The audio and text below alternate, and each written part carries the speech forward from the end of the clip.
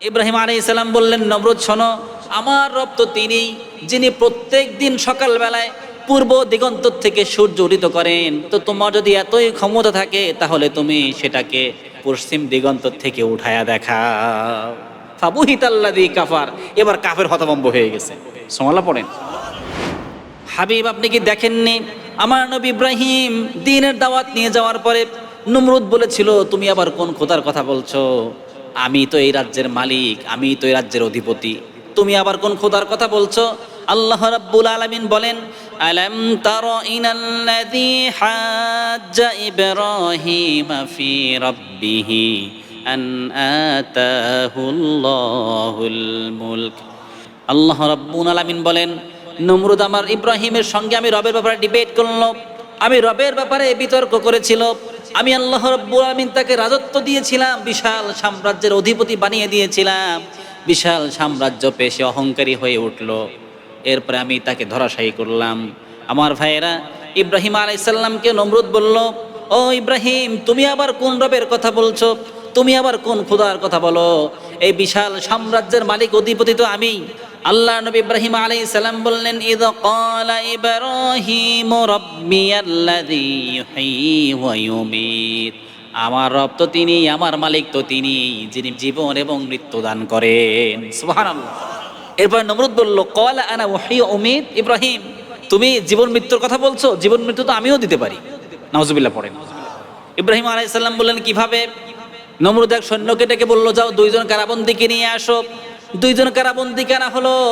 একজনকে নমরুদ বলল, যা তোরে ছেড়ে দিলাম, তোরে বেকসুর খালাস দিয়ে দিলাম, তুই যেখানে খুশি সেখানে চলে যা। আর একজনকে নমরুদ নিজে হাতে হত্যা করলো। হত্যা করে বলল, ইব্রাহিম দেখো, একজনকে জীবন দিলাম আর একজনকে মৃত্যু উপহার দিলাম, দেখো আমি জীবন মৃত্যু দিতে পারি মানুষকে। নাউজুবিল্লাহ পড়েন। আল্লাহ রাব্বুল আলামিন বলেন, আমার নবী ইব্রাহিম বলল, ক্বালা ইব্রাহিম ফাইন্নাল্লাহা ইয়াতি বিশ-শামসি মিনাল মাশরিকি ফাতি বিহা মিনাল মাগরিব ফাবুহিতাল্লাযী কাফার ওয়াল্লাহু লা ইয়াহদিল কওমায যালিমিন। ইব্রাহিম আলাইহিস সালাম বললেন, নমরুদ শোনো, আমার রব তো তিনি যিনি প্রত্যেক দিন সকালবেলায় পূর্ব দিগন্ত থেকে সূর্য উদিত করেন। তো তোমার যদি এতই ক্ষমতা থাকে তাহলে তুমি সেটাকে পশ্চিম দিগন্ত থেকে উঠায়া দেখাও। ফাবুহিতাল্লাযী কাফার, এবার কাফের হতভম্ব হয়ে গেছে। সুবহানাল্লাহ পড়েন। এবার ওরে ধর, ওরে মার, ওরে জেলে বন্দি কর। নমরুদের প্রাসাদের উজির নাজিররা বলল, নমরুদ, এরে বাঁচায় রাখা যাবে না, এরে পুড়ায়া দাও, এরে বাঁচায় রাখো না, এ কিন্তু তোমার শত্রু, এ কিন্তু তোমার জানের শত্রু, এরে বাঁচায় রাখলে তোমার ক্ষমতা হুমকির মুখে পড়বে। তারা বলল, ক্বালবনু লাহু বুনিয়ানান ফালকুহু ফিল জাহিম। বিশাল আগুনের স্তূপ বানাও। বিশাল আগুনের স্তূপ বানানো হলো। আগুনের স্তূপ বানিয়ে আগুন ধরিয়ে দেওয়া হলো। আল্লাহ নবী ইব্রাহিমকে আগুনের মধ্যে ফেলে দেওয়া হবে। নাউজুবিল্লাহ পড়েন।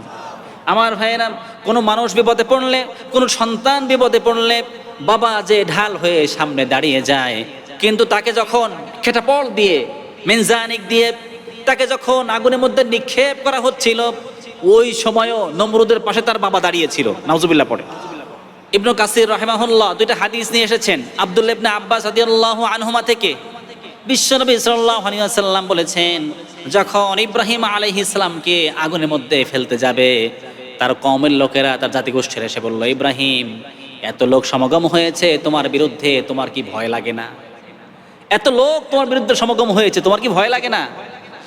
আল্লাহ নবী ইব্রাহিম বললেন, ওয়াকালু হাসবুনাল্লাহু ওয়া নি'মাল ওয়াকিল। আমার আল্লাহ আমার জন্য যথেষ্ট, আর ওয়াকিল, আমার আল্লাহ আমার জন্য উত্তম অভিভাবক। সুবহানাল্লাহ। এরপরে বিশ্বনবী সাল্লাল্লাহু আলাইহি ওয়াসাল্লাম বলেন, আল্লাহ নবী ইব্রাহিমের কাছে জিবরিল আমিন আসলেন। জিবরিল আমিন এসে বলছেন, ইয়া ইব্রাহিম আলাকা হাজা, আপনার কোনো হাজত আছে নাকি? আমাকে বলেন। আপনার আমার কোনো প্রয়োজন আছে নাকি? প্রয়োজন থাকলে আমাকে বলেন। আপনাকে পোড়ানোর জন্য নমরুদ যে বিশাল আগুনের স্তূপ করেছেন, আমাকে শুধুমাত্র একটু অর্ডার করেন, এই আগুন দিয়ে নমরুদের বিশাল সাম্রাজ্য জ্বালায়া ছারখার করে দিব। ইব্রাহিম আলাইহিস সালাম বললেন, আম্মা ইলাইকা, তোমার কাছে? ফালা, না, তোমার কাছে সাহায্য লাগবে না, তোমার কাছে আমার সাহায্যের প্রয়োজন নাই। আমি তো এমন কোনো বধির রবের দাসত্ব করি না, আমি তো এমন কোনো অন্ধ রবের গোলামি করি না যে রব দেখতে পায় না, যে রব শুনতে পায় না। আমার আল্লাহ আমার জন্য যথেষ্ট, আমার আল্লাহ আমার জন্য ব্যবস্থা করবেন। সুবহানাল্লাহ। আল্লাহ রাব্বুল আলামিন জিব্রাইলকে ডেকে বলে, জিব্রাইল ফিরে আয়, আমার ইব্রাহিম পরীক্ষায় পাস। সুবহানাল্লাহ বলেন।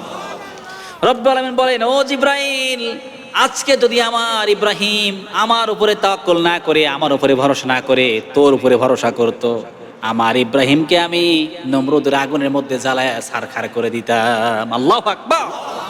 তাহলে বিপদ আপদে ভরসা করব কার উপরে? জোরে বলেন, কার উপরে?